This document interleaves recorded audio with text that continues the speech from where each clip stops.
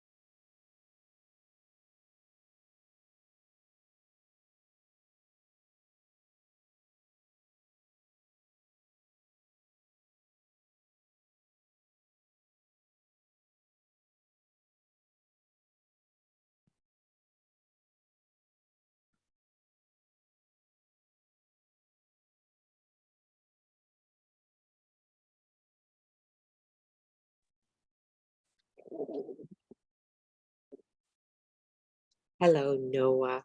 Hello, Miss Alice. That was fun yesterday. Yeah, yeah, it was. Yeah, and very informative. I heard her speak in some other venue about libraries. Uh-huh. She can speak about anything. She is just if there were a Toastmasters club, she'd be part of it. Yeah, at a very deep level too. He gets into these things and seems to speak in a way that brings everybody in. That's Yes. what I was very much impressed with. Yes, and Because that could be a difficult subject, as you know. yes, as I know. And she is, sometimes I used to sit with her at the Marin Forum breakfasts. Uh-huh. She'd be talking to me, listening to this, whatever the talker was doing or the meeting going on, and doing business on her email all at the same time. That's a multitasking. Just I'm not capable of doing one thing at a time, especially at 76 here. Well, I have to tell you, when I was actually doing research as a psychologist, they had some, and I don't remember the design of the experiment, but they had an experiment looking at multitasking and Uh-huh. figured out that people just don't work as efficiently. Has that changed? Has the circumstances under which people work or the tasks they do changed enough so that's no longer true? I don't know. It's awfully tough for me to do one thing at a time. Yeah, me too. Give me a list and leave me alone. I heard that.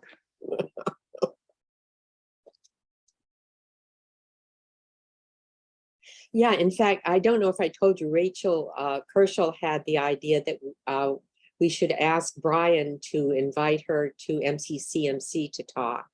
Ooh, that'd be good. Yeah, but just think of it. It's a room full of electeds in jurisdictions going crazy, trying to get their housing element passed, right? I mean, even if they're pro-housing, there's a lot of stress there to have somebody. But I thought it was an interesting idea. So I think it might have a calming impact in somebody looking at it from a different perspective, an outsider, so to speak.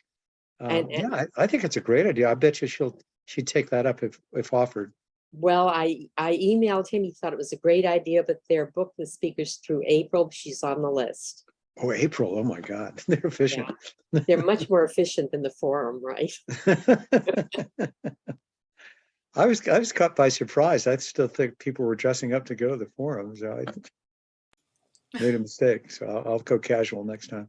Oh, just so they show up. Yeah, it was good to see people for a It was change. good to see people.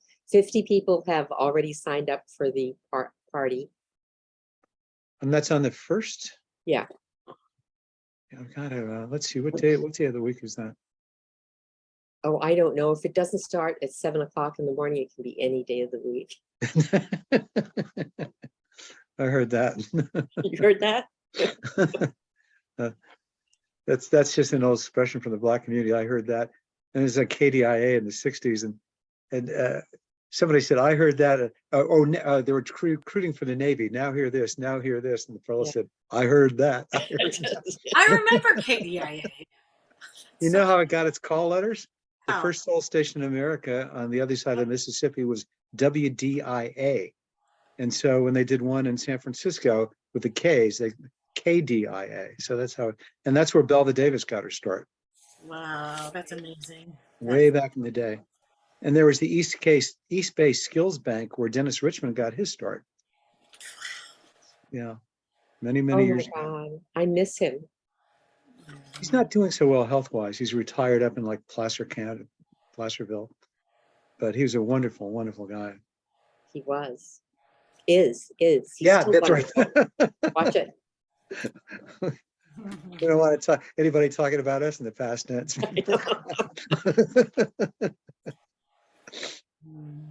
I don't know. I know one or two people whom I'd rather have think of me.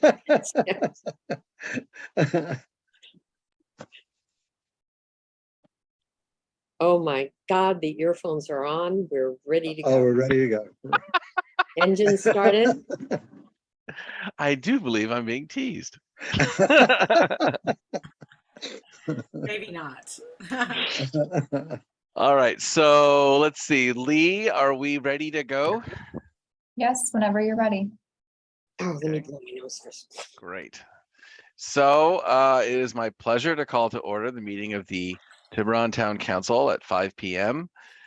We had a special meeting earlier, and we'll be reporting out of closed session after we take roll. So please go ahead, Lee, and take the roll. Councilmember Fredericks, Here, Councilmember Griffin, I'm present. Councilmember Thier, Here. Vice Mayor Ryan, Here. and Mayor Wallner. Here. So as I said, we did have a closed session earlier. Is the town attorney present to report out? Yes, Okay. council met in closed session and took no reportable action. All right. Thank you very much. So now we'll start our meeting with public comment about any item that is not on tonight's agenda. So if there's anyone who would like to speak about something not on the agenda, Lee is going to tell you how to go about doing that. Yes, thank you. If you would like to make a comment during this meeting, please use the raise hand feature of Zoom, which will indicate to me you would like to make a comment. You can find the raise hand button on your webinar controls bar on the bottom of your Zoom window or smartphone screen. If you're using a phone, you can dial *9 to raise your hand. If you're using Zoom, I'll invite you to turn your camera and microphone on to address the council. Please accept the request from the Zoom host that you're being promoted to a panelist. You can also submit an email to comments@townoftiburon.org. And with that, I'm seeing no hands raised. All right, so we will close the oral communications item and move on to the consent calendar. So is there any member of the council who would like to pull any item off of the consent calendar for discussion? Okay, seeing none, I will ask the public now. Is there any member of the public who sees an item on the consent calendar that they would like to pull for discussion? Okay, seeing none, we will, I'm entertaining a motion to adopt the items on the consent calendar. Also I will- move. I'll second it. Great, thank you. Lee, can you take the roll, please? Councilmember Fredericks, Yes, Councilmember Griffin, Yes. Councilmember Thier, Yes. Vice Mayor Ryan, Yes. Mayor Wallner. Yes. All right, so now we go to our first action item. This is a fun one. A public art proposal from our Heritage and Arts Commission. Can I have a staff report, please? Yes, good evening, Mayor, council members. Very brief intro from me, and then I'm going to turn it over to Heritage and Arts Commissioner Arjun Gupta. The item before you this evening is consideration of approval of a temporary public art project that we're calling the Thomas Jackson Art Installation. This project started off at the Public Art Selection Panel, the acronym is PASP, which is a subcommittee of H&A. They worked hard on this installation and met several times with both H&A as well as the Post Commission, which culminated in H&A recommending approval of the project on June 26, 2021. And now it's at council's for consideration. And at this point, I'll turn it over to Arjun to give the presentation. Thank you. Thank you, Greg. Can everyone hear me? Yes. I think it was the Parks, Open Space and Trails Commission that, yes, we did approve it and then they approved it as well. Sorry. Why don't I share my screen if I can? Host disabled participant screen sharing. Uh-oh. You should be able to do it now, Arjun. Okay. There we go.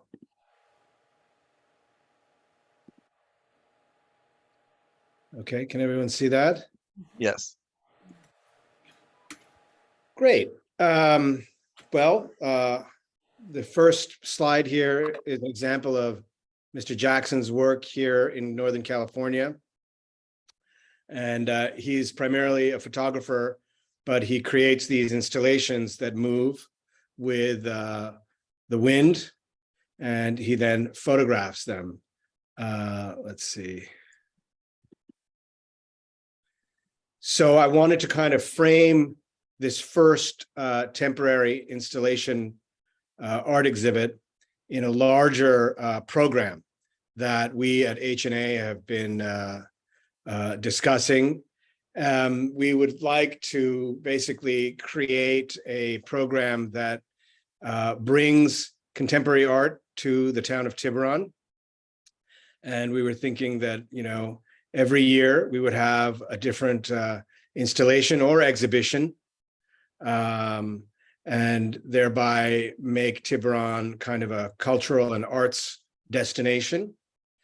And so this first initiative, which is essentially just form and color abstraction, we felt is something that was palatable and easily accessible for the residents in the town. There's nothing, you know, controversial about it or anything like that. And we like that Mr. Jackson focuses on nature, natural forces, and the environment. And by way of that focus, he brings in other issues that we are all concerned about here, primarily climate change, and the effects of climate change, fire, sea level rise, that sort of thing. So, but clearly it's an exhibit that anyone can kind of relate to on many different levels. And here on the bottom line, you can see that we had a really good reception from the Open Space and Trails, Parks Open Space and Trails Commission, and it was unanimously approved by them. So I'll just move on. This is a little bit about Mr. Jackson. He is an artist who has been working on both the West Coast and the East Coast.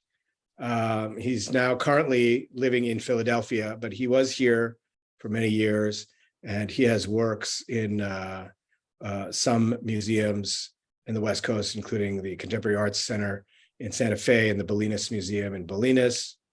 And if you are a photographer or someone who is a photography aficionado, you might know of the PDN's Curator Award, which he won in 2013, and the Center's Curator's Choice Award that he won in 2014. You're in second place there. And you can go to his website. He's had many group and solo exhibitions, and he's a very interesting photographer and artist.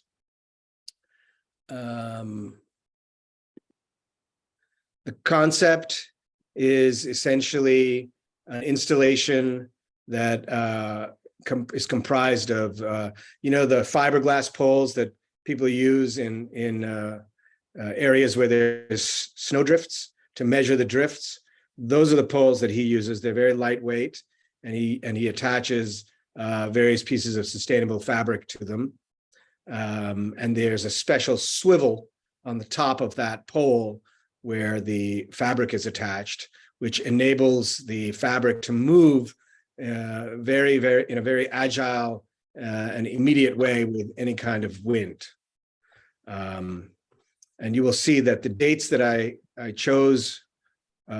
we chose for this installation coincide with a time in the town where there is more wind than at other times. Unfortunately, the windiest period is in the winter, but you know, the spring also has some wind, and certainly the site that we have chosen has quite a bit of wind as well.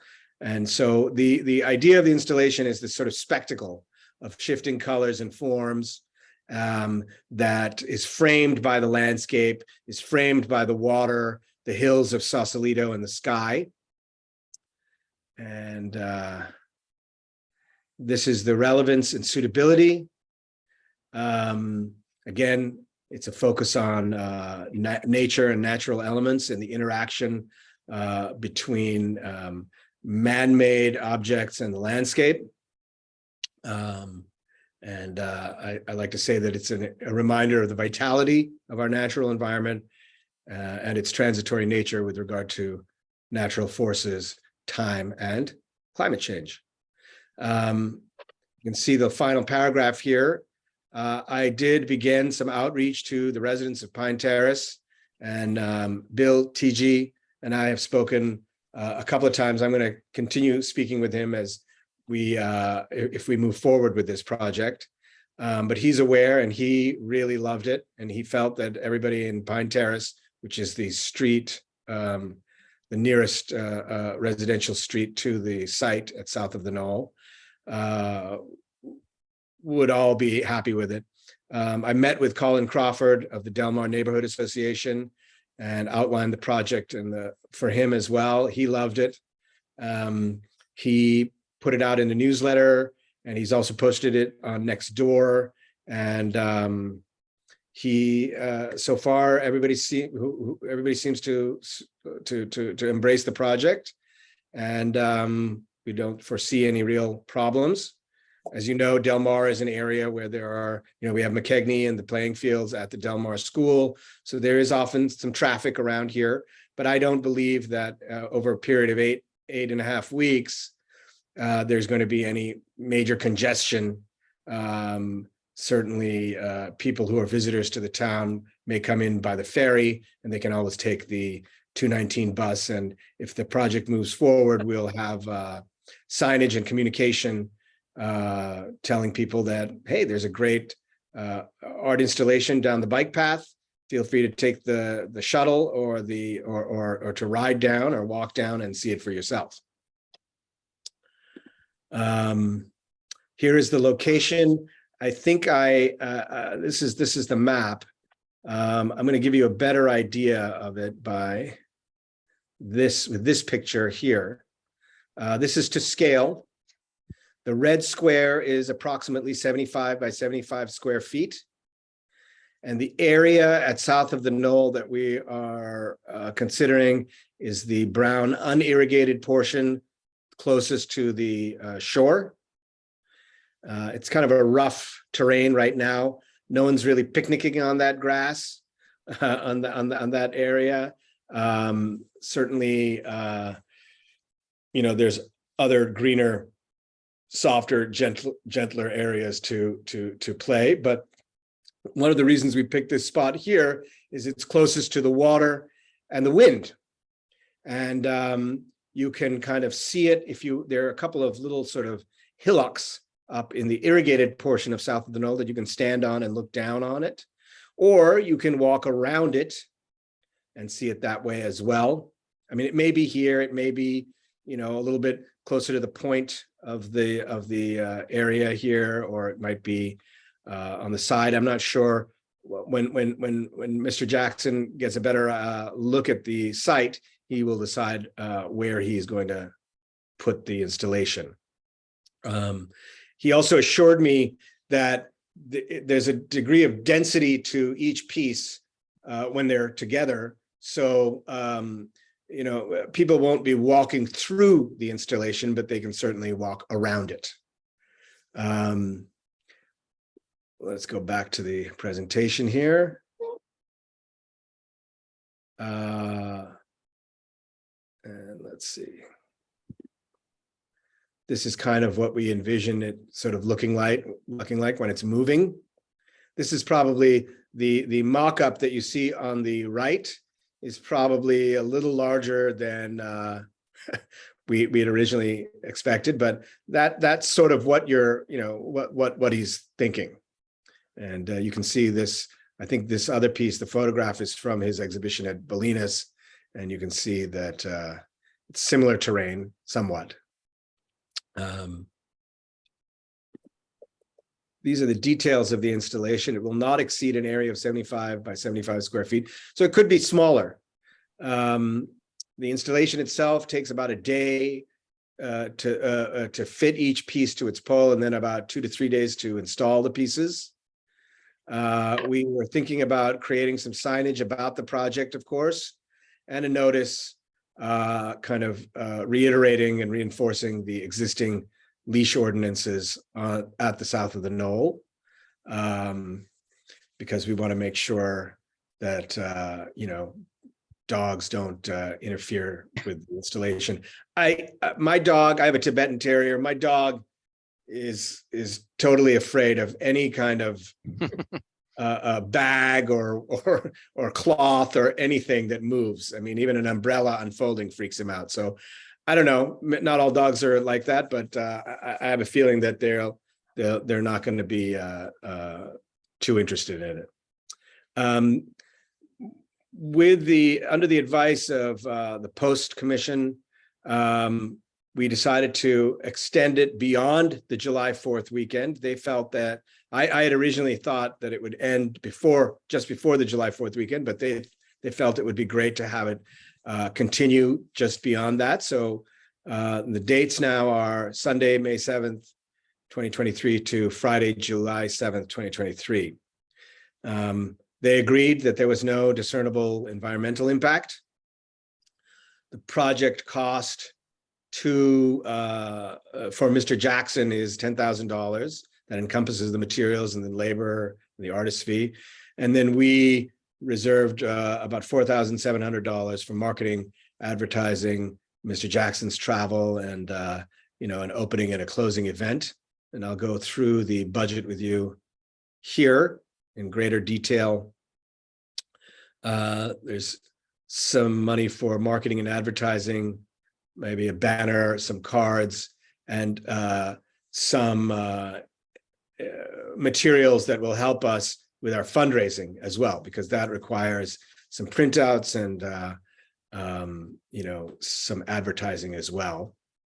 Our timeline now, I guess we're already in mid-October, so we've got about 7 months for the fundraising, and I'll get to that in a minute. I think that's the next thing right here. So we have since this proposal was drafted, we've looked at fundraising a little more closely, and we have a much more kind of orderly program, but this still encapsulates the main pieces of the fundraising campaign. I have a good college friend of mine who's a professional in development, arts development and fundraising. He was in charge of the capital campaign for Caesar Pelle's new library in the Twin Cities in Minnesota. And he raised something like 16 point something million for that. And he's a college buddy of mine. He and I spoke a little bit about what it takes to raise $15,000 in a town for a public art program. And his focus is on nonprofits and art.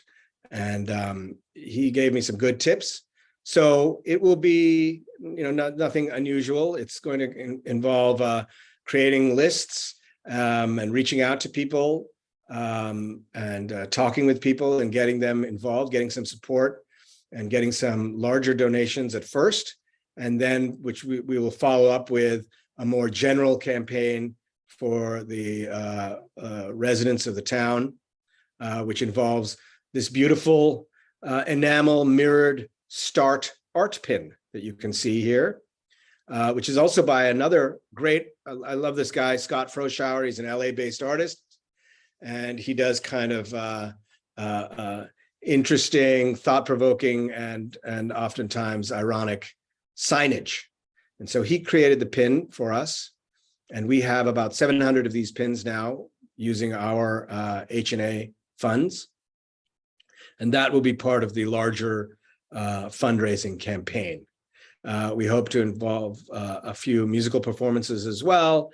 And of course, maybe some businesses might be interested, although that is certainly not going to be our focus, going to the businesses. However, we do believe that businesses and the Chamber of Commerce will benefit greatly from, especially in the long term, from a program that we envision for the town, bringing visitors from the larger Bay Area to see great, contemporary artworks here. You may remember several years ago, there was a wonderful exhibition of outdoor works by some major artists like Andy Goldsworthy and Ai Weiwei at the Presidio. And that was a very successful program there.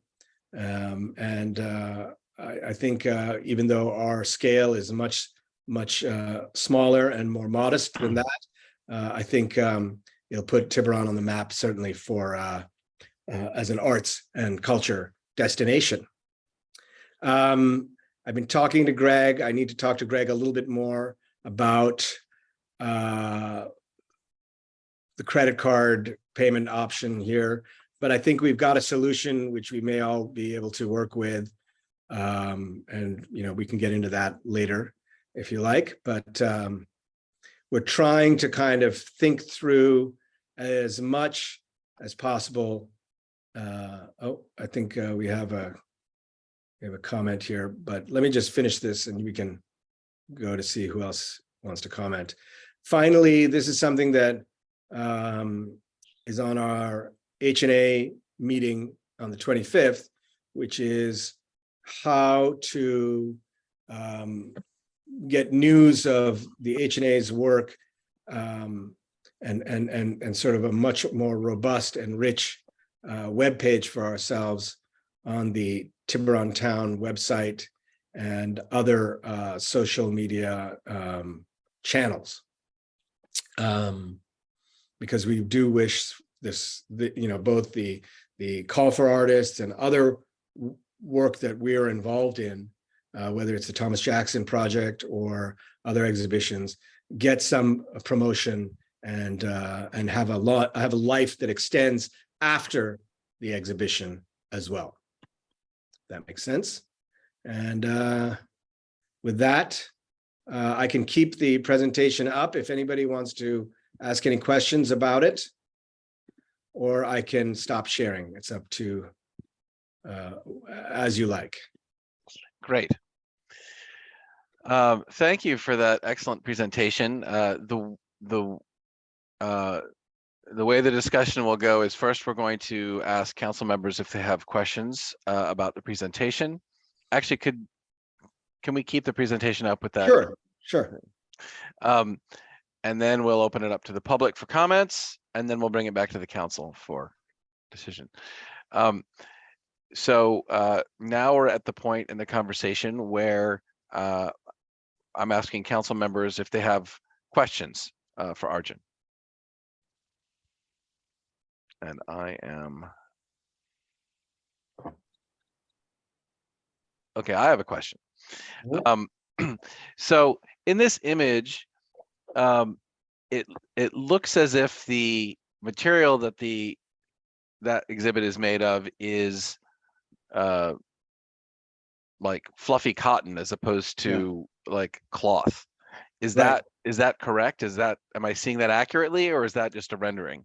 It's actually, I think you're just looking at the motion, the blur. of That's the what I'm motion. wondering. Yeah. So is it like Yeah. cloth that's flapping? Is that what that There's is? another image here, which I'll show you right here. I don't know if you can see that. Yeah, we can.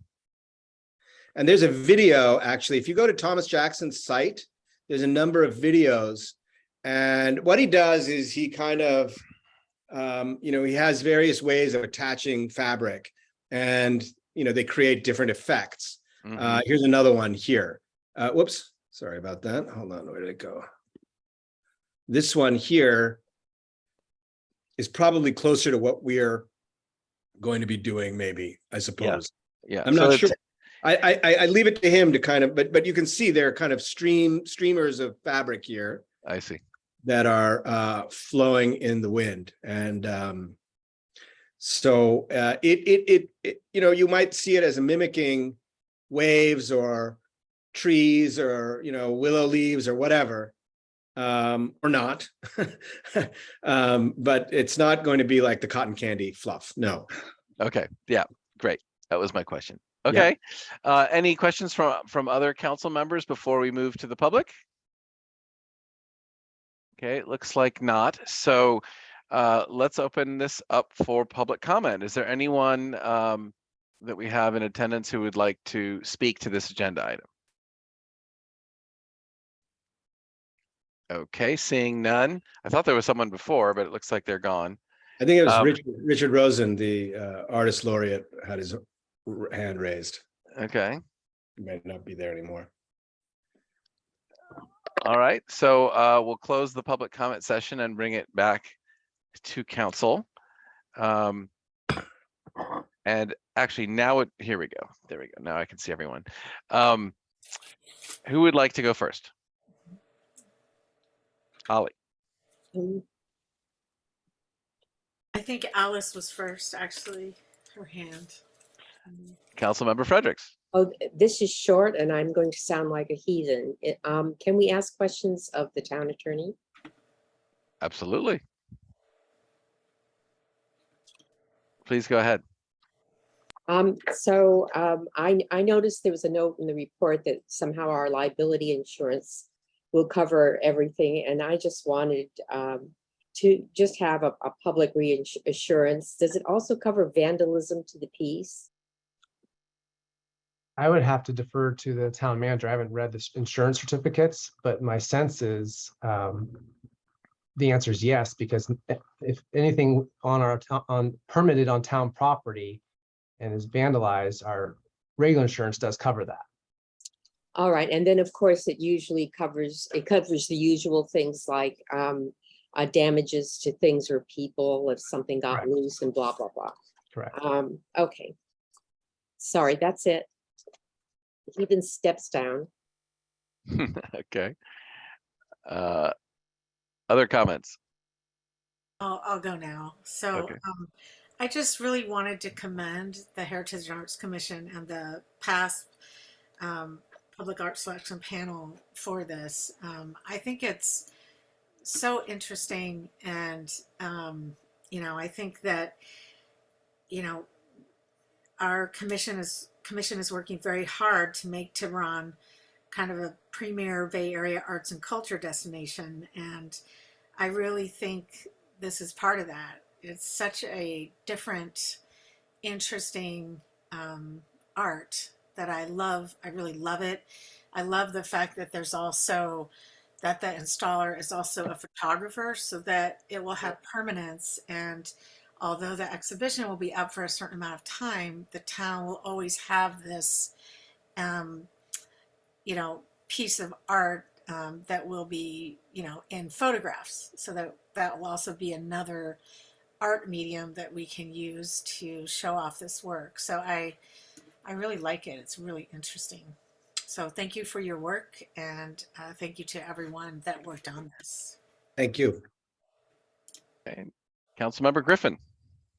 I want to thank you for bringing the public art proposal forward. As a student of history, I first saw Thomas Jackson. I couldn't help but thinking of Thomas Stonewall Jackson, who was concerned with movement and landscape based upon color, but of a different kind. So I'm happy that you're modernizing his name for the town of Tiburon. Vice Mayor, do you have any comment? No, but I'd certainly like to make a motion to approve the project. Okay, we'll let you do that. I just have a quick comment of my own, which is I think this is outstanding. Arjun, thank you for bringing this to us. Thank you to both Heritage and Arts and Post for bringing this to us. The way it was presented to us as a complete, thoughtful package was fantastic. It is exciting, fun art. It has the benefit of being temporary, so no one can get too upset about it if they don't like it. It will be stimulating. It satisfies the vice mayor's desire to use our park space. It satisfies Councilmember Thier's desire to promote the work of Destination Tiburon. I would commend you to them as a source of publicity for this. Great. And to bring people to see it. I actually love it, but I think whether you love it or don't love it, it's stimulating, sophisticated, interesting. I think it's beautiful and temporary. And I just think it'll create great conversation and a lot of fun. Yeah. And I thank you for it. Thank you. Thank you. So I'm now looking for that motion, Vice Mayor. Sure, I make a motion that we approve the project as presented. I Is it- second that. All right, Lee, can you take the roll? Councilmember Fredericks, Yes. Councilmember Griffin, Aye. Councilmember Thier, Yes. Vice Mayor Ryan, Yes, and Mayor Wallner. Yes. All right, well, thank you very much. Wonderful. Okay, so next we have an action item AI 2, which is continued. So that's going to be continued to November 16th. So we can dispense of that immediately and move to public hearing item number 1, which is municipal code amendments for our building regulations. So can I have a staff report, please? Yes, good evening, Mayor and council members. So what is before you is consideration to adopt, excuse me, the 2022 building code with ratification of the local modifications, which you have done previously in the last cycle, and the 2022 fire code from both Southern Marin and Tiburon fire districts. So just a little background for yourself and the public is that every 3 years or so, we come before you to look at adoption of the state of California uniform building codes. And in the previous cycle, you did modify that and propose adoption of a modified code, which is permitted, provided it is more stringent than the state code. So that is what you have done in the past over the years. Excuse me. So tonight, I did invite both the division chief from Southern Marin and the what's his title, fire marshal from Tiburon Fire Department, so you can ask questions with respect to that. Because what you're also going to be doing tonight is ratifying the modifications from the local fire districts. And I did include those as attachments. They have gone through the first reading through both of the fire districts. So what you have in your packet is an ordinance which provides you with all the findings that are necessary to adopt these building standards. And what you also have, which I'm understanding is a little bit confusing, is an exhibit 2. I received several inquisitions about it or inquiries. And so what I'd like to do is take a moment to share it and just explain what those columns are so that you know what we were trying to present to you that might not have been as successful as we wished.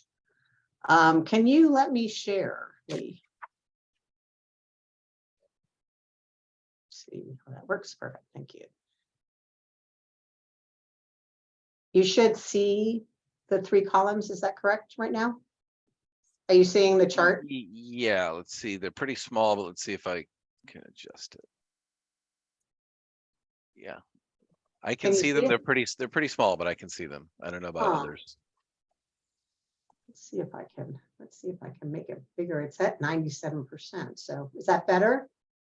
Yes, that's better. Okay, so that makes better. So what we're seeing here, because I do understand that this could be confusing and we probably should have labeled them differently. But the first column is the state building code. And that is what is presented to us. The second column is our current Tiburon municipal code that was modified and you adopted previously in 2019. And the third column will show you what have we changed from your previously adopted and modified building code. So really, if you scroll through this document, you will see there are not a large number of changes. In fact, I could call out, I believe it's page 47, where you would see the changes to the electrical code that we did adopt into this modification. Otherwise, everything is staying the same as previously modified. In addition, during your previous cycles, you adopted portions of the green building standards that both tier 1 provisions for the building code, and those are carried through this cycle as well and are part of your exhibits 3, 4, and 5. So we gave those to you with respect to grading and the other green building codes. In addition, we did attach the two fire code pieces from both districts as Exhibit 6 and 7. Furthermore, we received quite a few comments from the public regarding reach codes. And as you know, the County of Marin is leading quite an effort to develop and promote the adoption of these reach codes. And sort of the example that I always give is that new construction would require all electric upgrades. Everything would be electric, all your appliances. And I'm sure that the council and the public saw our response to the grand jury report where they talked about the reach codes. And our response was that we would be bringing this to council in the early part of 2023. And we still intend to do that. And we believe that'll give us enough time to look at what we need to do and reach out to the community for comments. So what we're hoping tonight, and of course, both the fire districts are here if you have questions for them or if they wish to provide a little bit of additional information, is that the town council hold this public hearing and consider any testimony, and then move to read by title only. Looks like Chief Hilliard has raised his hand. And consider any testimony, move and read by title only to introduce the ordinance amending Chapter 4, Title 4, Chapter 13, Building Regulations of the Tiburon Municipal Code to adopt updated construction codes with those modifications that we spoke about. Those are the modifications from before, as well as the ones we're suggesting, and waiving any further reading, and hold a roll call vote on the introduction. And then this item would return for adoption at the next regularly scheduled town council meeting. So I'm hoping I made the chart more clear. I know that the division chief wants to speak, but I'm happy to answer any questions as well. Okay, why don't we hear from the division chief and any other staff presentation, and then we'll come back with any questions. Do you want me to leave this chart up, or are you okay with me taking it down? If no one has any objection, you can take it down. Okay, I can always reshare. Okay. All right, thank you.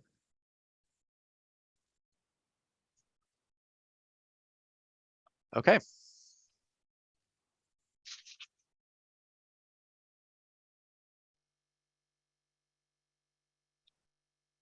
Chief Hilliard, you have the floor.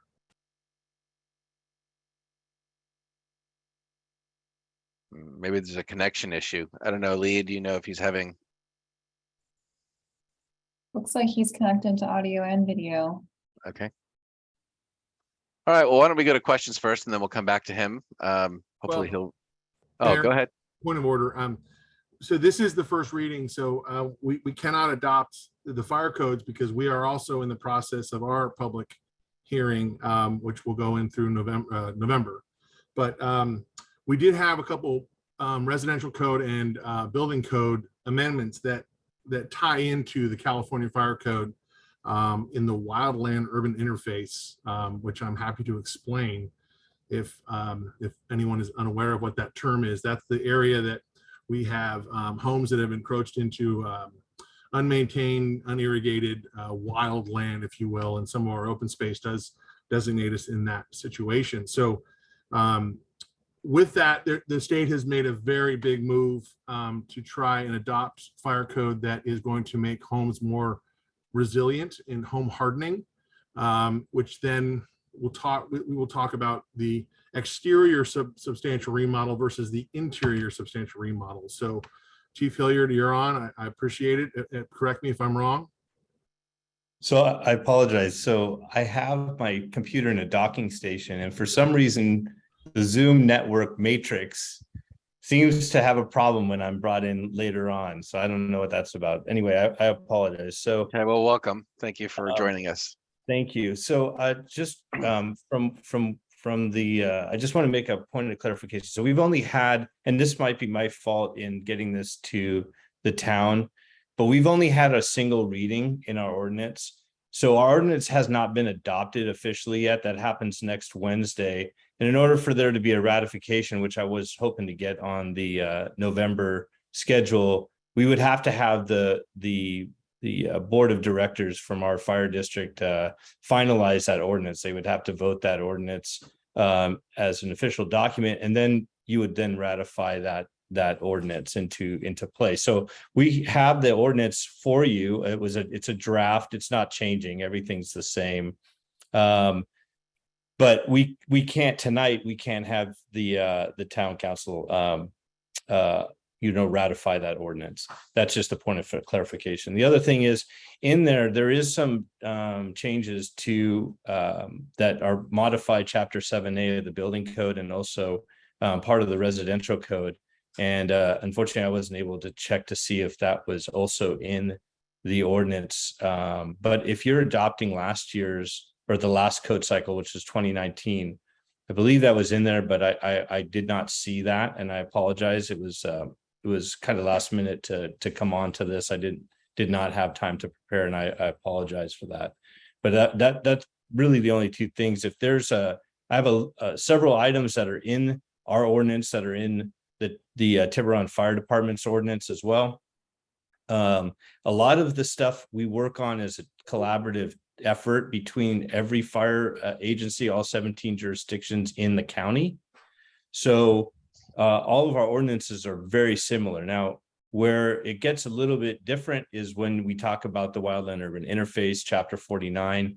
And then there are amendments that are different. However, in the Tiburon town of Tiburon area, there is not a lot of wildland urban interface area. So our amendments in the fire code, which are slightly different than Tiburon's, really would not apply.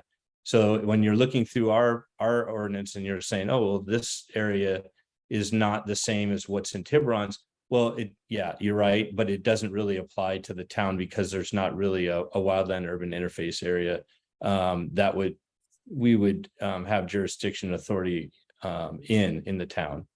And then the last part of it that we did adopt together, which is different than the previous code, is for exterior wildfire suppression systems. It's basically an exterior sprinkler system that people are purchasing to put on the exterior of their homes.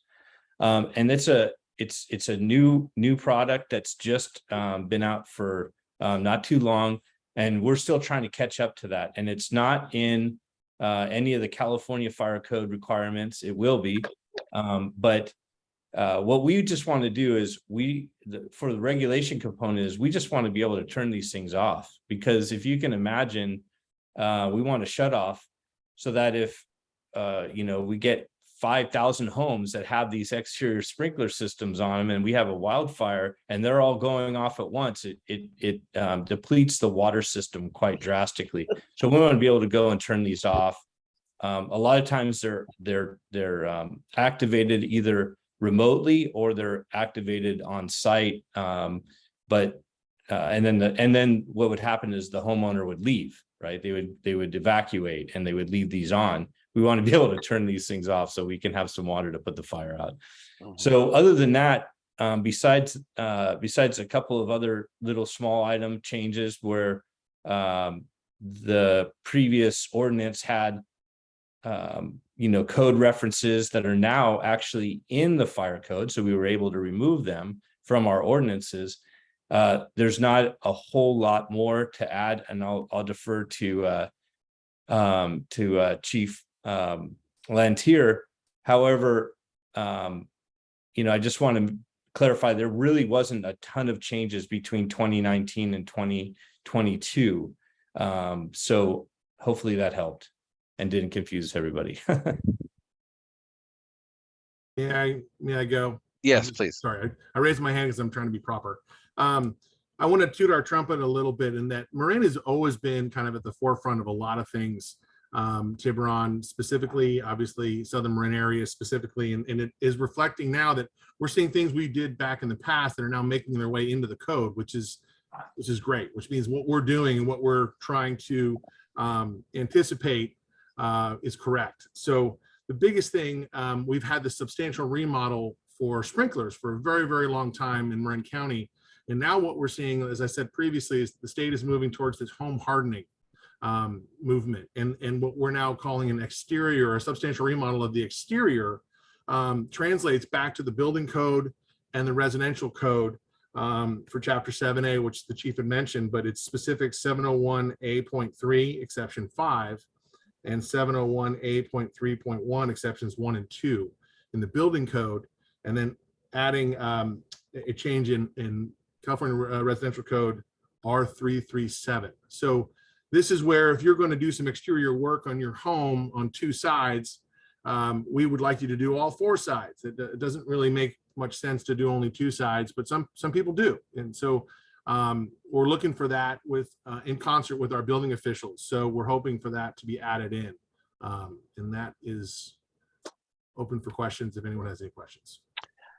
Okay, so I have a question, which is I am confused in that it sounds like part of what we're being asked to approve tonight, or maybe all of what we're being asked to approve tonight, we're no longer being asked to approve because we need to wait.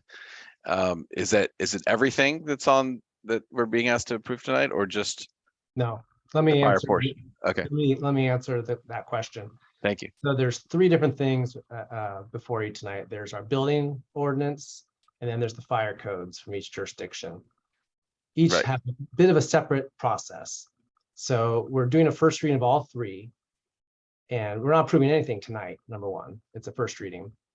And the fire departments the fire jurisdictions are gonna have finalize their ordinances at their subsequent meetings, and it sounds like the end of this month or early November. And when the matter comes back to the council at a second reading, we're also going to have a ratification resolution for the fire ordinance component. So it's And if if either of the fire districts modifies their ordinance, then we would have to do it again. We have to read a new one. I mean, it's even more obscure area of the law. For fire ordinances, the answer is no. We would not have to redo it. We don't have to do we don't have to redo a first reading of it. We just have to ratify. Okay, all right. Okay, I have a question because I'm not clear, because I thought that the changes, the only thing that we were ratifying are the column 3 proposed changes and not column 2. Is that correct? Column 2, my understanding is what exists. Wait, but I'm asking Ben again because he said there's 3 components. So Ben, could you respond to that? Did we already adopt those changes? In 2019, correct. So column 2 was adopted. Column 3 is what we're being asked to adopt, but it looks to me like it's the fire code changes. So Well, no, there is one change, excuse me, for the electoral code that you're being asked to. So each time those modifications that are in column 2 need to be sort of re-adopted by you, because it's a change from the state code. We modified it. We want to keep those modifications, and we want to change that electoral code. And we also have attached the fire pieces. But since we can't ratify that piece. But did we vote on these modifications?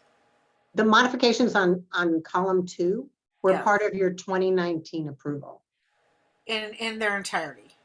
In their entirety, as we showed there. The only change is, I believe it's on page 46 or 47, which is to the electrical code, the electric code that is going to get folded into this new and improved 2022 from the 2019.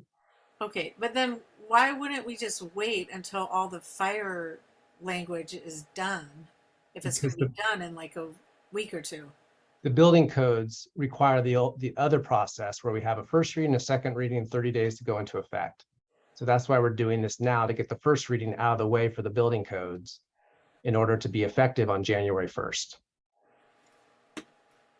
And the fire districts would like to add those amendments or those changes because they fall into our alignment. Okay, so then at the next reading, we'll be able to incorporate what the fire department's asking. Is that correct? That is correct. Okay. Okay, any further questions? All right, so now what we're going to do is open it up to the public for comment. Is there anyone attending who would like to speak to this agenda item? Okay, seeing none, we'll close the public comment period and bring it back to council. Are there any council comments? I actually have another question Go ahead, Yeah. please. for our Director of Community Development. So I'm looking at page 7 and page 6 and 7, section 105.5. And one of the amendments, if you go down to the bottom, well, this is really long. Actually, it's on page 9, number 6. Why would we require someone to pay 5 times the permit fee? I'm a little concerned here. The way I'm reading this is, right now during COVID, it's been really hard to get people to do work. Yeah. And even when people say they can do the work, they can't get the equipment to do the work. So to me, this whole provision looks really draconian, and we're punishing residents for something that they might not be able to control. Yeah. So- And go ahead. So we do provide extensions for people as a result of COVID. We have done that. This is something that is in the fee schedule and that was adopted previously.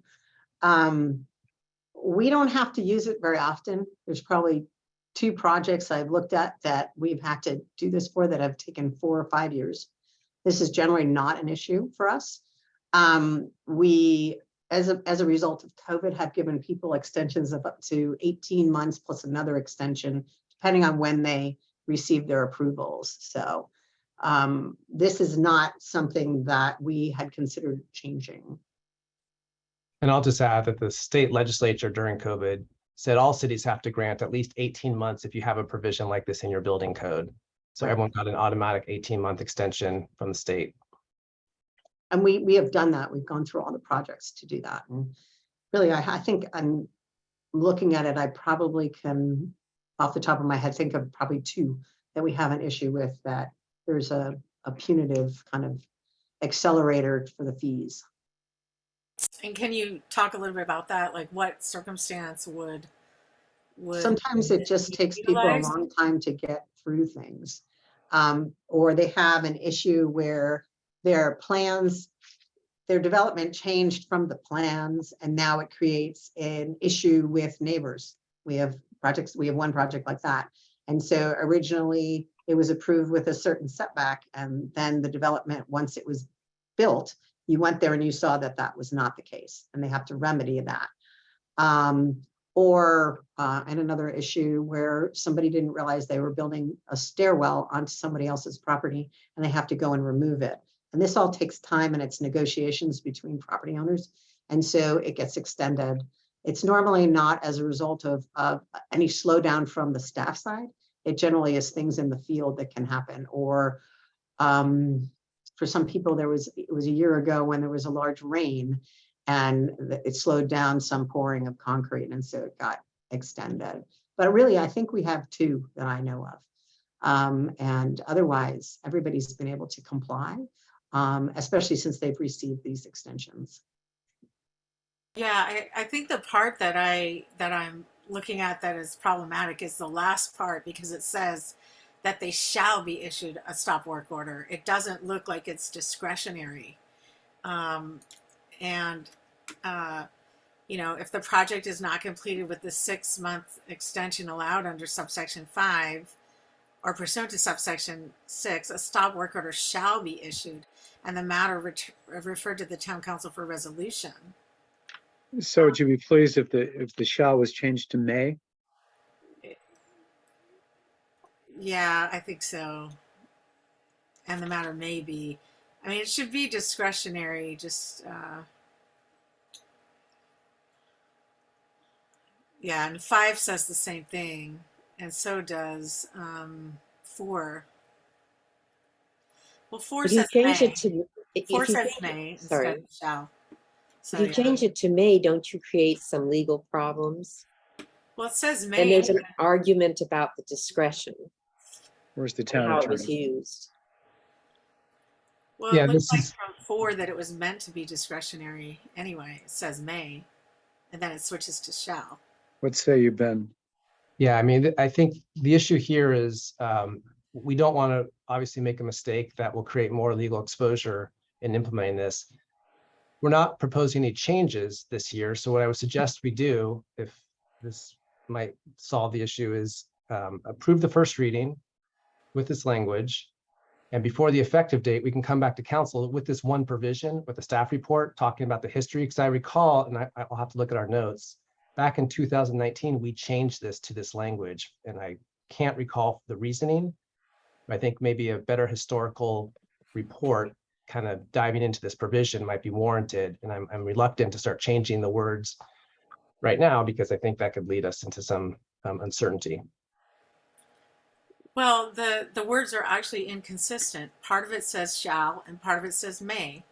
So, I think it should all be changed to may because we don't want to have to issue a stop work order if planning and community development don't want to do that. So I would say we approve it with shall and then you come back, or with may, and then you come back and tell us if it should be shall.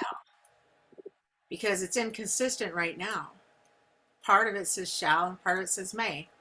If I was going to change it to may, I would want to add some factors that the staff should look at rather than just having it silent.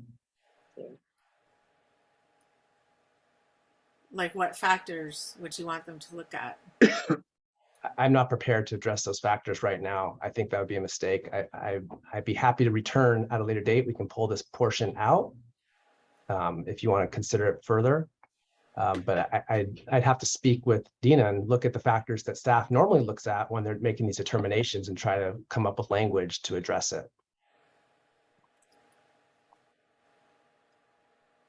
Okay, and then I had some more questions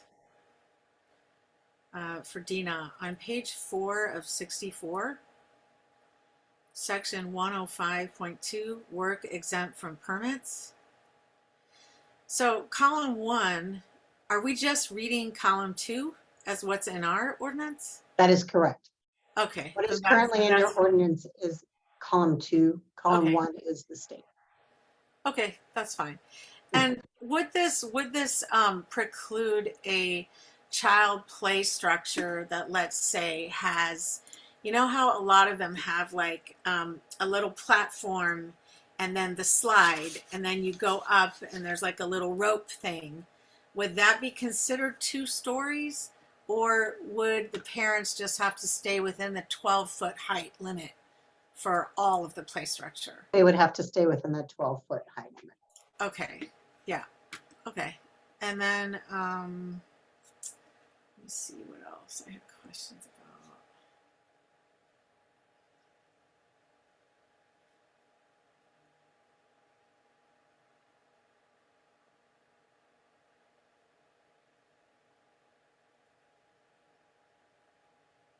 I think section 109.4, I don't, this is just minor, but this is page Can you 10. give me a page, please? Sure, Councilwoman? page 10 of 64, 2 paragraphs up.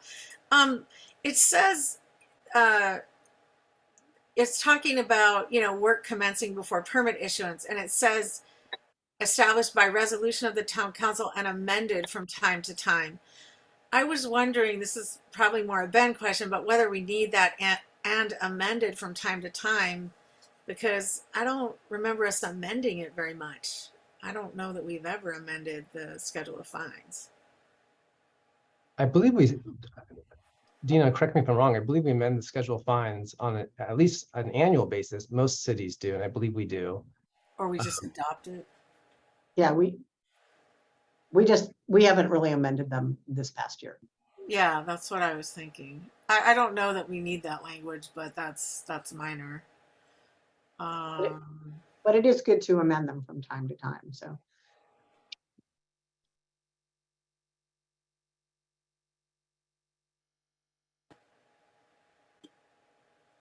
And then I also had a question. There was one more I had a question about.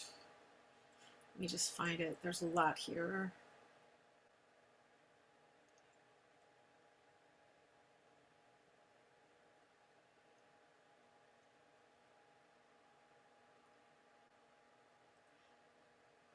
Oh, on page 19 of 64, when talking about grading and erosion control, does appendix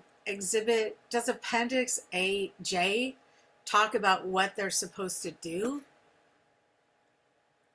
if there is mud or whatever on the public street? Yeah, appendix J, which is an attachment for you, actually. Right. Yeah, it includes that. I think it was exhibit 3, if I'm not mistaken. Okay, perfect. Let me see. I had one more. Just see what it was. Oh, this is just a question on page. Oh no, I got that answered already. Sorry. I think that is it. Actually, I think that is all my questions for now. Okay, thank you. Any further questions? Okay, so we'll close. Oh, this was actually not a question period. This is a comment period. So any further comments about the proposed changes to the code?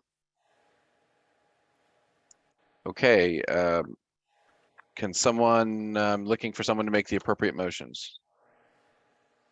Would a move by title only do it? Yes. I so move. I'd like to amend that and take out that one provision about the permitting. I think it's in 2 different sections, actually. I thought. Okay, we is were there bringing it back. is there a second? Well, first of all, did the original motion get seconded before you jumped in? I would second the original motion. Okay, so the original motion seconded. You're making a motion to amend. Is there a second to the motion to amend? I'll second it. Okay, is there any discussion? Okay, let's vote on the motion to amend, please. Oh, sorry. So can I get one more reclarification from the town attorney on, he said something about advising that we don't necessarily amend it. We don't necessarily evaluate that now, and we just proceed with the motion, and then he comes back for us to consider changes. Did I hear that correctly or not? That he'd look at the issue, and then when we take it up again for final approval, we could have a discussion of that issue and change it however we need to. Is that correct? That's correct. I was just want to clarify what the amendment was, Councilmember Thier. You said amend section 105.5 to do what? To change the words or delete it? I think you said delete it. Is that what you? No, it was to take it out until you come back and give your advice to us. Take out the change, not take out the entire section, right? That already exists. Right. There's no change proposed, so it'd be. Oh. Okay, then I would amend the motion to change it to may or shall may, to make it consistent, since half of it says may and half says shall. And then Ben can still come back, but at least we're approving something that is internally consistent and not conflicting. Okay, so I presume Councilmember Griffin, your second stays in place, right? It stands, right? Okay, all right. Any further comments before we vote on the amendment? Okay, Lee, can you take the roll? Councilmember Fredericks, No. Councilmember Griffin, Yes. Councilmember Thier, Yes. Vice Mayor Ryan, No. Mayor Wallner. No. Can we have a vote on the main resolution? Councilmember Fredericks, Yes. Councilmember Griffin, Yes. Councilmember Thier, No. Vice Mayor Ryan, Yes. Mayor Wallner. Yes. Okay. So that will come back, and I am asking the town attorney to, in particular, as we've discussed here, to address the shall may issue that was raised by Councilmember Thier and put it in the staff report. And thank you to our guests tonight, for being here and explaining to us the somewhat, I don't want to call it arcane, but somewhat difficult to understand when you read it, portions of the fire code that are being altered. So we really appreciate it. Thank you very much. Thank you, Mayor. Absolutely. I appreciate the inclusion. And I look forward to the next meeting when we do have the final ordinance of the Southern Fire District completed. And we're going to put that on as a separate item for ratification. So thank you. Have a good night. Thank you. Same sentiment for Tiburon Fire. Thank you very much. Have a good night. Thank you both. All right, bye-bye. Okay, next we have discussion item. This one was specifically something that I've put on the agenda to discuss the use of the ARP funds. I'll call for a staff report in 1 second. I just want to clarify that the thinking behind this item is that we have approximately 1.6 million that is unallocated in the ARP funds that we received from the federal government, or that we stand to receive from the federal government. And up until this point, we've only been allocating funds from the ARP funds when we have a completely completed project with a specific amount, and then we allocate it. What I'm proposing to do here is to identify those areas that at least there's a sense of the council that we want some funds to go to, and have a tentative set aside or earmark of those funds for different purposes. So for example, we have talked generally in the past about allocating some funds for the Richardson Bay acquisition, some for broadband, these various things. My proposal is that we direct staff and provide them with general numbers so that we can identify what the sense of the council is in terms of how we want to spend this money going forward. And then when we have actual proposals, we can allocate those funds and then put the rest back in the general pot. Can I have a further staff report, please? Yes, thank you, Mr. Mayor, and stole a little bit of my thunder, but I'll just I know I give did. a little bit of background for council as a refresher course on the ARP funds. American Rescue Act, when the American Rescue Act was passed, it included money for local governments. And to make a long story short, the town's allocation was $2.173086, $2,173,086. The town has received all of those funds. We received it in 2 tranches, one in 2021 and a second here in July of 2022. Couple of reminders to council on timelines. The ARP program rules indicate that the funds must be obligated by December 31st, 2024 and spent by December 31st, 2026. Again, just as a refresher, the ARP program identifies sort of 4 broad categories of eligible uses. And in the staff report, I focused on number 3, which is the revenue loss category. And again, not to get into too much detail, due to the rules of the program, the town was able to take advantage of sort of a standard revenue loss number of $10 million. And we decided to do that as our allocation was well below that revenue loss number.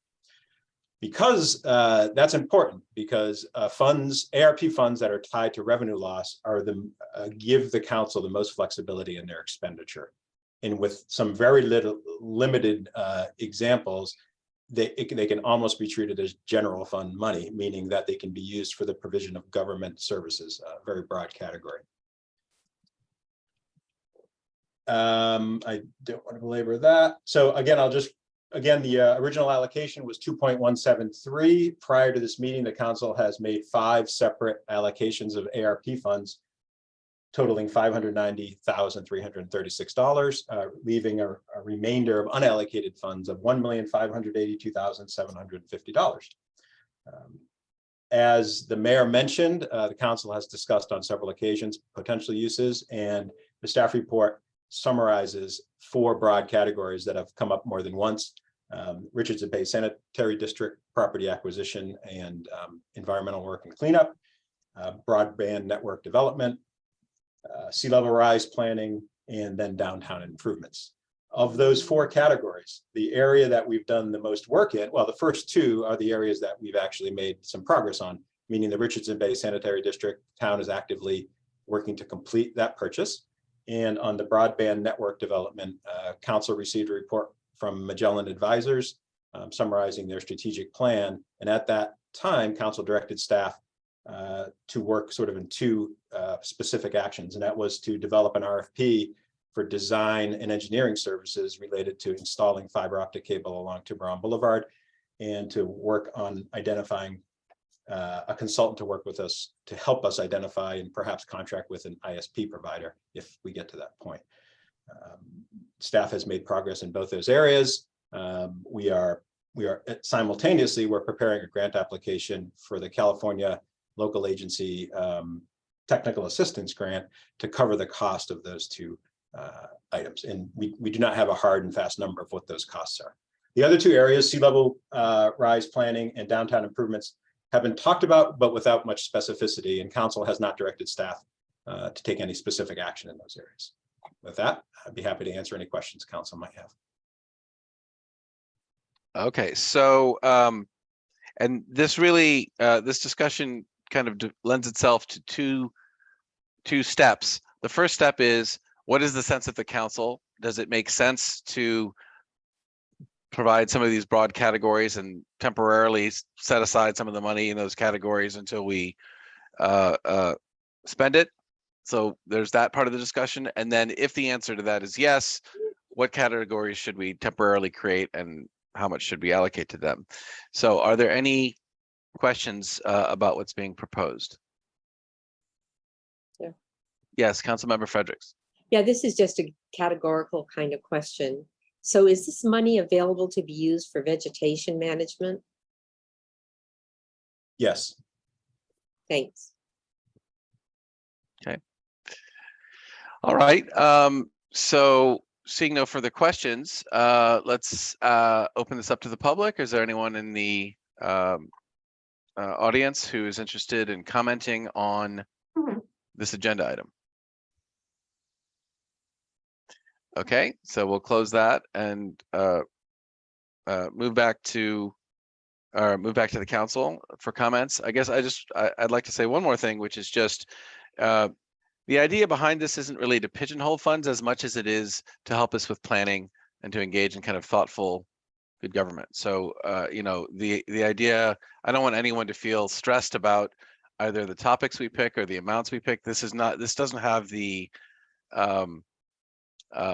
weight of actually even creating a reserve fund. It's just sort of drawing on the wall what we think money might go to, and therefore we can figure out how much money is left for further allocation.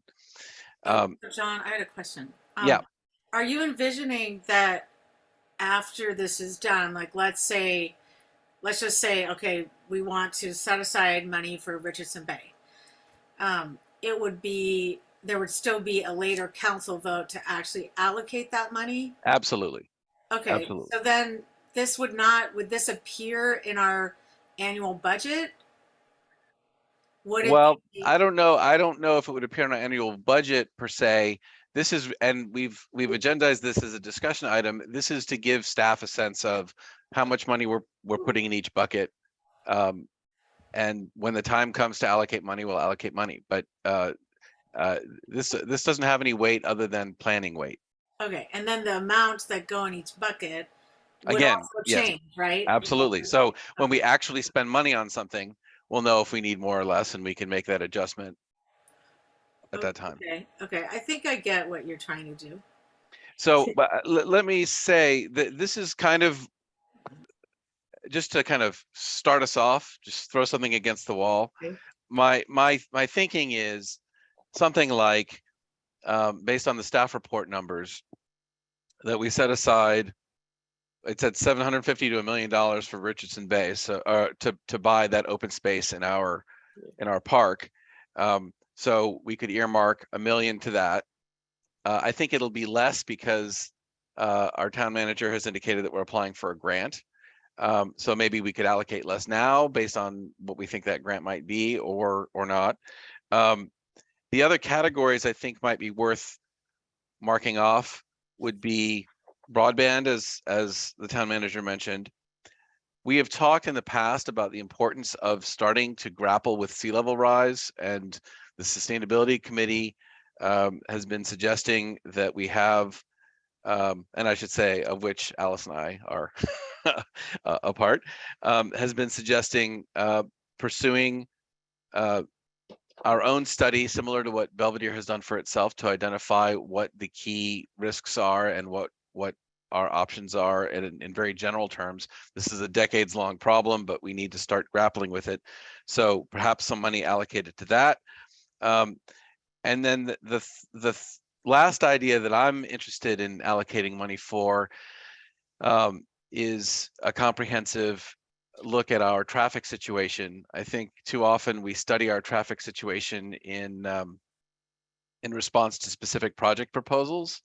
And I think it would be a good idea for the town to get, a first-rate traffic consultant to look at Tiburon Boulevard, all the things that are happening there, and provide us some information about what's working and what's not and how we can mitigate our problems there. So that's another area that I think might be worth allocating funds for until we figure out how much that would actually cost.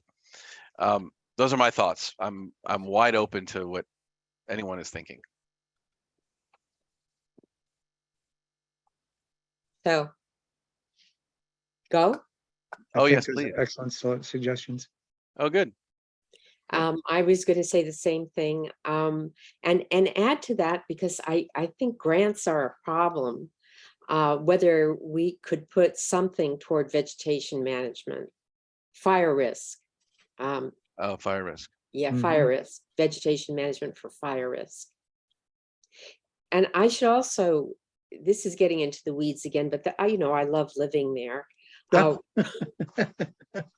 One of the things that has always been a rate limiting step for traffic studies is how expensive destination origin studies are, where you ping people on their cell phones to see where they're coming from and going and at different times of day.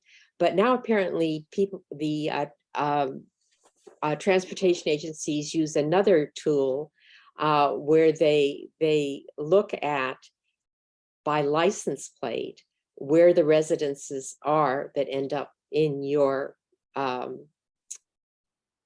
jurisdiction. Then you get origin and destination. Oh, so they could, yeah, so we could So get it's even really smarter. much more feasible. Yeah.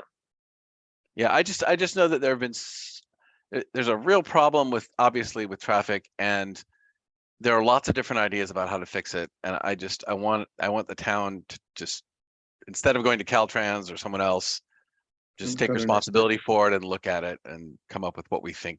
And should also happen. gives us data to go beat up on Caltrans. Instead of asking them for data so that we can Yes. go beat up on them, right? Yes.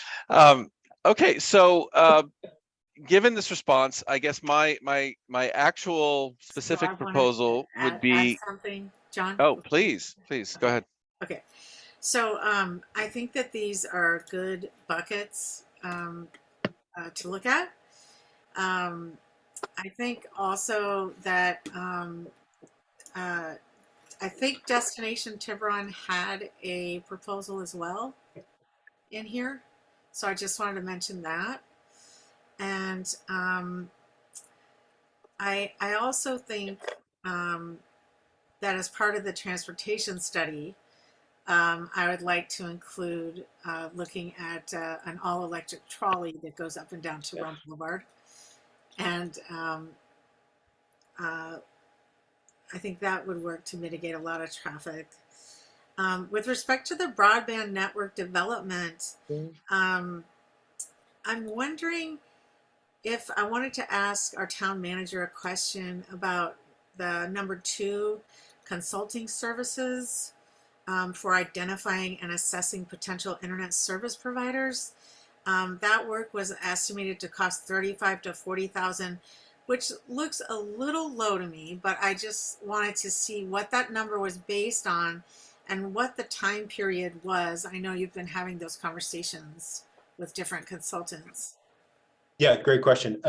So the number, the 35 to 40,000 number is based on one proposal we received from a potential consultant, and that was the number in the proposal. So that's the number, the 35,000 is what we used. We are still actively trying to get competing proposals from other consulting firms, and as of today, we have not received any others. So that number is simply based on one proposal we received. If that helps. Okay. And I agree with you. It seems a little low to me. It's a little hard to understand the scope of work. Just as a reminder, this would be a consultant that helps us probably develop an RFP that we would put out to ISP providers, and then they would work with us to evaluate those proposals. And if we are headed down that direction, they would work with us to negotiate, a best practice agreement if we got to that point. So that's the scope of work. Okay, and okay, thank you. Okay, so I'm obviously very enthusiastic about the Richardson Bay Sanitary District property acquisition. It's something that I think we've all come to agree on, and it's been a long time coming, and we're going to have to celebrate that one. Broadband, I think, is critical. Especially and very appropriate to the pandemic. Sea level rise planning, I also think is really critical for us here in Tiburon. We are surrounded by water, and we kind of owe that kind of a study to our residents. I also like the traffic study. I do think that we have a lot of really, really old traffic studies that don't really apply post-COVID. And I think that this would help us to kind of help reduce some of the stress on our residents that find themselves in traffic on Tiburon Boulevard, going up and down Tiburon Boulevard. I think all of these are very appropriate uses of the funding. And I wanted to commend our Mayor John Wellner for bringing this to our attention. And for also really bringing it in this format. I think that we have tried in the past to decide what to spend money on, but the sky's the limit. And, having some really identified proposals, I think is really great. So thank you, Mayor Wellner, for bringing this to our attention. thank you. So- So Can I give you my perspective? please do. I'm going to be a little bit different. I'm going to step out of my shoes as the guy who's the budget guy and be more of a hand wavy guy, by contrast. And, the way before listening to you, and I think all of these ideas are fantastic, but before listening to you, my thoughts about this money were to basically separate it, to treat it and consider it as make it happen money. I'm like, let's get this money deployed into things that residents can appreciate coming out of the pandemic. And so I had split it mentally, $500,000 to downtown improvements, like physical downtown improvements, and making it a better place for tourists and residents alike to enjoy the community. And then $1,082,750 to Richardson Bay Sanitary plus park improvements. And then within that would be, obviously Richardson Bay plus the master plan. And that was just sort of the reason I picked those two things, is because I feel like, again, coming out of the pandemic, that will resonate with people as saying, we got this money. And, as somebody said, that this is like the sky's the limit, but it's not. Like 1.58 million might not go as far as we think, right? Especially when you knock out $1 million for the RBSD. But that's where I was thinking. And the other my rationale sort of backing into it, because of what you guys have said, is the traffic study and the sea level rise things. They're things that we owe our residents, irrespective of COVID or this money. And so we're going to have to think about doing those things. And I'm fine spending, incorporating those as part of our capital planning going forward with our existing, with our real town money. And I know that money is fungible and I shouldn't necessarily think like that, but Wow. mentally, Yeah, where I was that's coming shocking coming from you that this money is different from that money. But anyway, that's where my head was, and I again, like, I totally appreciate that you bringing this up, and this, I hope, will be a very healthy process over the next 2 years as we Yeah. hone in on things that we agree on and get public input on. But so I definitely appreciate you bringing that up, but that's where my head has been so far. Well, that's very helpful. Thank you. I think, I guess what I would say is the actual real difference, in my opinion, between this money and other money is that this money has a clock. And so, we need to actually spend it. And so we need to be thinking about spending it and reaching consensus about spending it sooner rather than later. And I know that there have been a number of meetings where people have commented about what are we going to spend this money on, and I think we owe it to the community to put out tentative ideas and then refine them as we go. And so the other comment I would make is that while I'm very sympathetic to the ideas that you had about what you want to use the money for, I do think we now have a proposed master plan process for the parks. And so it would be, I guess we could allocate a chunk in anticipation of that being completed, but it's also a process that we're in. And I think it might be premature to try and estimate what the costs might be.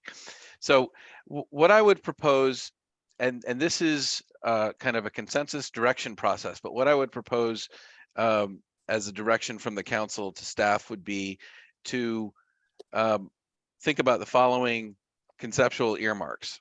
Would be 800,000 set aside for the acquisition of Richardson Bay. And there's some gap between that and the top of the estimate because we're applying for grant funds, and I think it's important to leave room for that and to be optimistic about that. Based on the numbers and what I'm hearing from Councilmember Thier, I would set aside 150,000 for broadband. And again, these numbers can go up or down, and it's not an actual allocation, but it's just a target estimate. And then $100,000 for sea level rise to look at that issue, and $100,000 for the traffic issue. And that would leave us, if I'm doing my math correctly, with a little over 300,000 to allocate in the future, not to allocate, to designate in the future as we come up with new things that it seems appropriate to spend this money on. And any of these figures are not absolute and they're not reserves, but they're targets for us to look at. And when we have a conversation about how to use any remaining funds in the ARP funds, we'll have a basis to start from. That's my thought. I'm open to any comment or thought from any of you. And again, this is a general direction to staff about how the council is thinking about this money.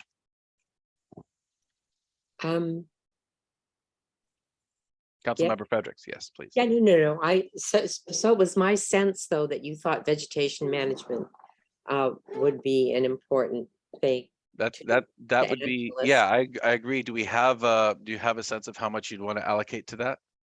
I would think that we would need to identify the priority areas and base how much we want to spend on that. Okay, so maybe what we can do is we can direct staff to include vegetation management as an area to look at in terms of coming back to us with some rough estimate of what might be wise to allocate for that. Thank you. That would be great. Other thoughts? How are we gonna get the public involved in this? Because we should figure that out.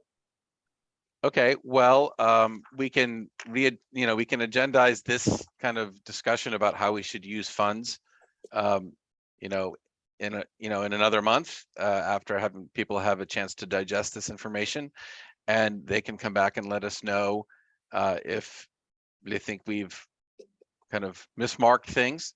Again, none of the money's been allocated, but it's a thought experiment for us to undertake. And so if there's a groundswell of support for some other idea, then absolutely that would be something the council could could direct staff on. Council member Thier? Yeah, so I was thinking, you know, this is on for discussion, so we don't need a motion. Right. And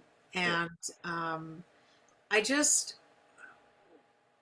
was wondering about the grant application. I was wondering if our town manager could tell us a little bit more about the grant application concerning Richardson Bay. It's not Richardson Bay. That's So what I thought. I Yeah. thought it Oh, was I'm for sorry. broadband. I may have been Yeah, confused. so let me correct it then, because I was pretty sure it was relating to broadband. So Richardson Bay, I would actually say I'd like to see the number go up a little, only because we have all already approved it, and we're actually in the process of purchasing it. So either the number should go up, or we should get from our town manager what is the actual expected cost. And So let me just jump in. I thank you for that.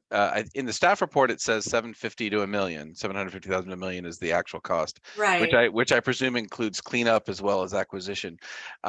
You know, one of the reasons that I was suggesting 800 was because we're also in various types of negotiation, and I don't want to give our partners, our government partners at the Richardson Bay District, the idea that there's a lot of excess money sloshing around to increase the price of the site. So didn't really want to say that, but now I But you have. just said it. Now the cat's out of the bag. No. I'm just, that's why I'm Okay, saying, so- that's why I'm saying I think the number should be 800 so that we kind of keep a little bit of a leash on the Okay, but let allocation. me ask our town manager, just because that is a $250,000 difference, which is a lot of money. Or And I 200, just yeah. want to know, you know, under what circumstances it's 750,000, under what circumstances it's $1 million. How'd you come up with that range? So let's remember the components of what we'd be paying for. First is the purchase price, which council's aware of. The second piece, the next step in the process is for EKI, our environmental consultant, to do an analysis of the property, for potential contaminants and develop a cleanup plan that'll satisfy the state for closure. I don't have it in front of me. We have that number. I don't quite remember what it is. I think it's in the $60,000 or $70,000 range for that environmental work. But beyond that, there's a big unknown.